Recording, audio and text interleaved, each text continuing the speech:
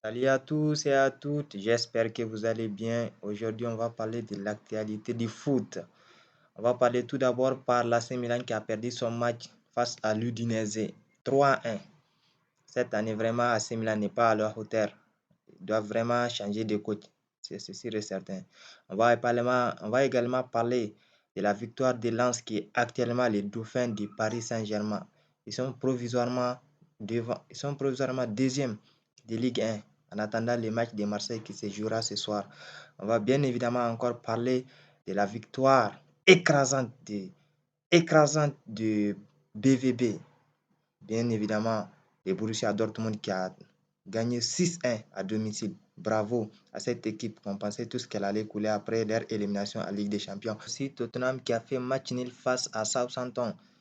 Il gagnait le match 3-1 jusqu'à la fin du temps. Mais malheureusement, ils n'ont pas su garder le score. Il y a aussi Chelsea qui a perdu des points aujourd'hui en faisant match nul contre Everton. DD. Ils ont perdu ces points grâce à un manque de concentration de Kalidou Koulibaly qui s'est fait prendre par un attaquant qui s'est fait prendre par un attaquant d'Everton. Mais c'est vraiment grave quoi.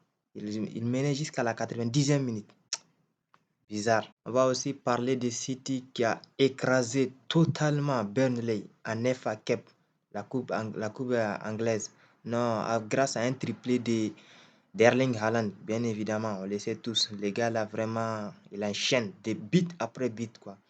Et grâce à un but également à un doublé de Alvaro et un but de Palmer. Voilà, vraiment, City, ils sont forts cette année. Waouh. Passons maintenant à la Liga. L'Atlético Madrid qui a gagné son match 3 buts à 0 face à Valence grâce à des buts de Griezmann, Thomas Lemar et de Yannick Carrasco. Bien sûr, dernièrement, Atlético est vraiment en forme parce qu'ils enchaînent victoire sur victoire. Bravo à eux. On va bien évidemment parler aussi du match du Bayern ce soir qui va affronter le Bayern Leverkusen. On attend tous ces chocs-là. Et voici la une des journaux qui titre plus qu'une finale. Ça, c'est un journal Marca, un journal pro Real de Madrid. Bien sûr, ça, c'est plus qu'une finale parce que ce match-là compte beaucoup pour les deux équipes. Si le Barça gagne ce match, la Liga est terminée. Mais si le Barça perd ce match, la Liga est de nouveau relancée, bien sûr. Et voici la une des journaux sport qui titre Force à Barcelone. Bien sûr, ça, c'est un journal pro Barcelone. J'espère vraiment que le Barça gagnera ce match-là parce que c'est important. Voici les convoqués pour ce match. Les convoqués du Real de Madrid pour ce match. Tous les joueurs sont là. Il ne manque que le défenseur autrichien David Alaba qui est jusqu'à présent blessé. Voici que tout, quelques images de l'affiche que toute la planète Terre attendait. Bien sûr, le Classico, c'est le match le plus regardé pour moi quand même dans le monde entier. Ah ouais. Et voici quelques images de l'entraînement du Barça ce matin. Les joueurs souriants, très bien. Et voici une image montée des anciens maillots du Real de Madrid et celle du FC Barcelone.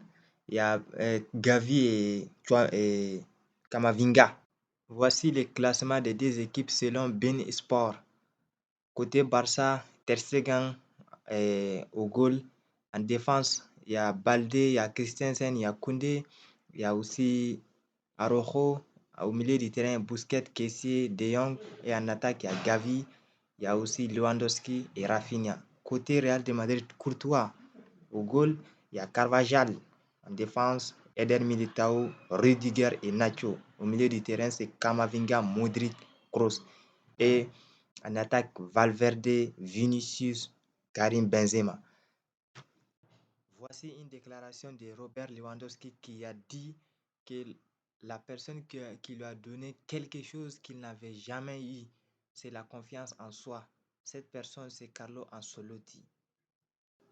Ter Stegen a perdu 7 matchs contre le Real de Madrid et pareil pour le gardien du Real de Madrid, Courtois a perdu 5 matchs contre le FC Barcelone. Et voilà également le président Florentino Pérez qui ne sera pas au camp pour nous demain parce qu'il s'attend à ce qu'il y ait un accueil très mauvais de la part des supporters du FC Barcelone. L'une des nombreuses raisons qui poussent Toni Kroos à prolonger au Real de Madrid, c'est de jouer dans le nouveau Santiago Bernabéu. C'est officiel, le Real de Madrid atteint plus de 300 matchs et le club qui a joué 300 matchs en Ligue des Champions. Le Real de Madrid fait pression pour obtenir un deal avec RB Leipzig pour la signature du défenseur croate Gvardiol. Et le Real est intéressé également par Harry Kane, qui est intéressé et le Bayern aussi est intéressé, et à Manchester United aussi. Et voici une déclaration de Toni Kroos qui a dit il se souviendrait toujours de sa présentation au Bernabéu parce que ce jour-là, il y avait beaucoup de monde. Lui, il pensait dans sa tête qu'il y avait un match alors que tous ces gens-là sont venus juste pour le voir. Le Real de Madrid considère que Jude Bellingham est le profil parfait. Le Real de Madrid voudrait éviter un deuxième cas, comme le cas de Jovic qui a été vraiment un flop total au Real de Madrid, bien sûr. Mais ce joueur-là, on sent qu'il a du talent. Il y a aussi Mohamed Salah qui est ouvert à un départ de Liverpool cet été. Mais si cela peut se faire, il privilège le championnat espagnol. Êtes-vous pour ou contre pour un arrivée de Mohamed Salah au Real de Madrid? À vous d'en juger dans les commentaires, bien sûr. On va bien évidemment parler d'Eduardo Camavinga qui est actuellement en forme. Vraiment, ce joueur-là, actuellement, il est meilleur à son poste. Il a mis déjà Tchouaméni sur le banc. Bien évidemment, le Real a pour objectif cet été de recruter Jude Bellingham, Gvardiol et Kylian Mbappé s'il est disponible, bien sûr. Mais on souhaite vraiment que le Real de Madrid va recruter Jude Bellingham. C'est la priorité absolue pour le Real de Madrid. Et voici une déclaration d'Omar Da Fonseca qui dit que Vinicius Junior est le meilleur joueur attaquant et le meilleur joueur du monde actuellement. Il pense qu'il valorise le dribble. Et c'est ce genre de joueur qu'on doit mettre en avant. Voici une déclaration de Mourinho qui dit que sur la confrontation Chelsea et Real de Madrid, il a dit qu'il y a un club qui est dans son cœur et l'autre et est coaché par un de ses amis qui est Carlo Ancelotti. Le Real de Madrid est satisfait des progrès que fait Brahim Diaz à l'AC Milan. Malgré les bonnes prestations du Real de Madrid ces derniers temps-là, Ancelotti est incertain d'être entraîneur l'année prochaine à cause de la règle qui a été écrite au Real de Madrid que si l'entraîneur ne remporte pas la Copa del Rey ou bien la Liga ou bien la Ligue des Champions, il sera directement limogé. Et voici encore Lionel Messi qui fait de sa priorité de revenir au FC Barcelone. Ouais, voici quelques images des Barcelonais à l'entraînement ce matin, bien évidemment, qui préparent le Classico que tout le monde attendait. Ouais, le Classico. C'est officiel. C'est officiel, Pedri est forfait pour le Classico. Ça, c'est un coup dur pour le Barça. La dernière fois que le FC Barcelone a gagné le Real de Madrid au Camp Nou, c'était en 2018. 5 buts à 1. Grâce à un triplé de Suarez, je me rappelle très bien. Et voici le meilleur souvenir du Classico de Ter Stegen qui a dit c'est le but de Messi du 3D au Bernabéu. Je me rappelle très bien de ce match. Non, ce match-là a été fantastique. Bien sûr, c'est dans ce match-là que Sergio Ramos a pris un carton rouge en voulant blesser Messi. Ouais, on va bien évidemment parler du GOAT Cristiano Ronaldo qui a marqué son 59e coup franc en carrière. Hier, il a frappé en marquant un coup franc pour égaliser à son équipe. Regardez les images, la rage qu'il avait dans son match, Cristiano Ronaldo. Vraiment, ce mec-là, il est fantastique, il inspire le football. Voici le top 3 des joueurs ayant marqué au moins un coup franc sur plusieurs années civiles. Juninho, il a fait 19 années. Cristiano Ronaldo, 18. Lui et Zico, il y a Beckham et Del Piero, mais Cristiano Ronaldo, ça fait 19 parce qu'il n'a pas été mis à jour. Et voici Richard Lisson également qui est sorti sur blessure hier face à Southampton après 5 minutes de jeu. La saison cauchemardesque de ces mecs-là, vraiment, ils souffrent dans cette équipe-là.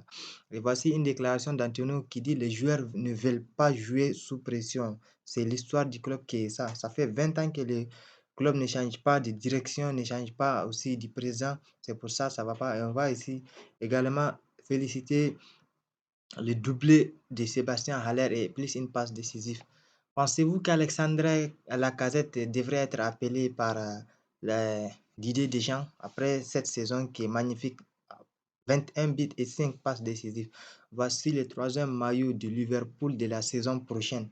Bien sûr que c'est beau. Ce maillot-là est vraiment très joli.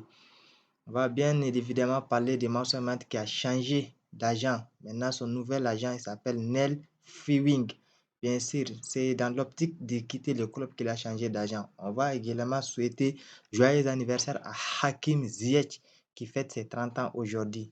Bravo à lui, mais qui n'est pas en forme, quoi. On va parler aussi d'Erling Haaland, le monstre, bien sûr.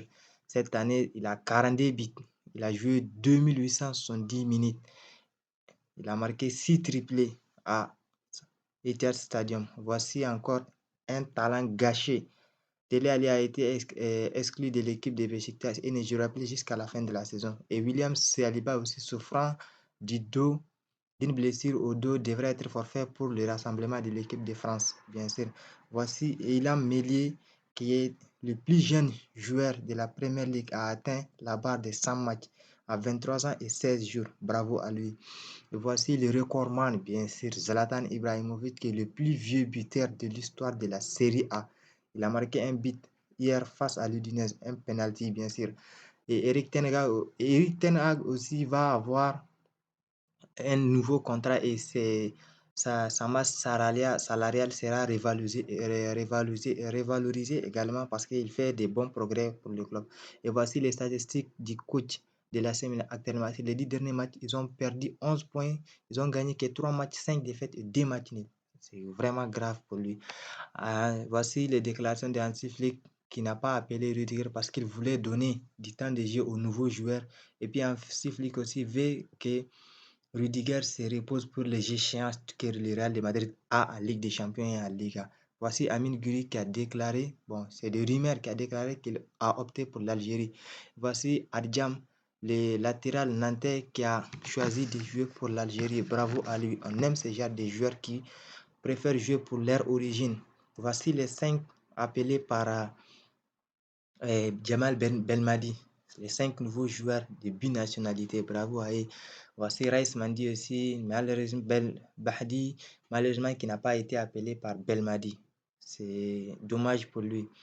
Et voici Hervé Renard qui devrait être le prochain sélectionneur de l'équipe de France féminine.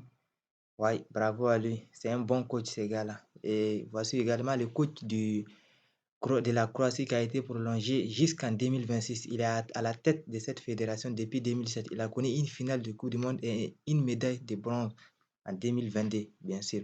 Voici la liste de Jamal Belmadi pour les éliminations de la Coupe d'Afrique 2023 qui se tiendra en Côte d'Ivoire. Voici la liste de Portugal, bien sûr. Les GOAT Cristiano Ronaldo y figure très bien. Bonne chance au Portugal pour les éliminations de l'Euro de cette année. Et j'espère que la vidéo vous a plu et n'hésitez pas à vous abonner et à regarder la vidéo jusqu'à la fin. Merci à tous.